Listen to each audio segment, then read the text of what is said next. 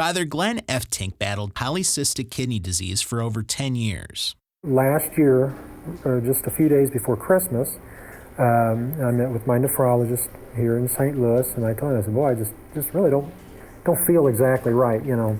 He said, well, you know, everything still looks pretty good, but some of your lab work seems to be off.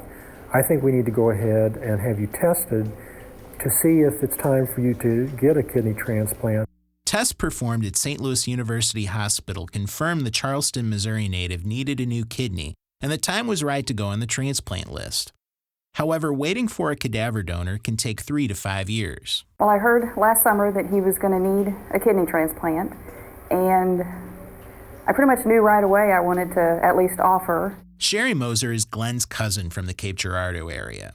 She contacted Glenn's transplant coordinators at St. Louis University to see if she would be a match.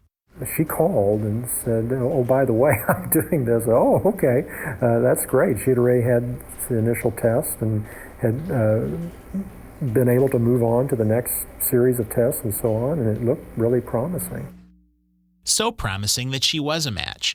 Dr. Krista Lentine is a transplant nephrologist at St. Louis University Hospital.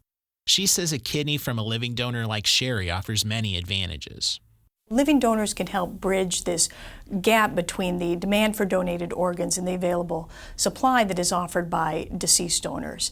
The demand for donated kidneys increasingly outpaces supply. Over 96,000 are currently on the waiting list, yet only 16,000 kidney transplants are performed in the U.S. annually. Live donors can offer faster transplant access, with 5-year survival for living donors at 91% compared to 82% for recipients from deceased donors.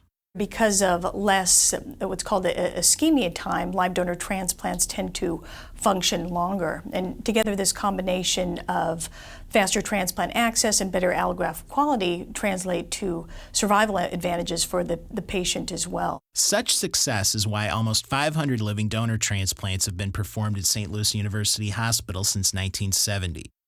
On the day of transplant, Sherry and Glenn wait in neighboring beds. Surgeon Betsy Tuttle-Newhall will remove the deceased kidney from Glenn, while transplant surgeon Peter Horton will take the healthy kidney from Sherry through laparoscopic incisions.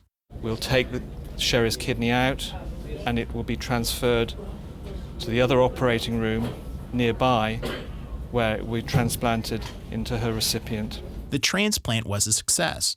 Sherry was hospitalized for 2 days and Glenn 6. For Sherry, it was her way of paying back after the impact Glenn had on her life. Performing our marriage, baptizing our only son, you know, that's a pretty big, 2 big events in our lives. Glenn's advice to those who need a transplant? Really take care of yourself and have a good doctor and someone you can talk to and deal with it. For more information about living donor transplant, visit slewtransplant.com.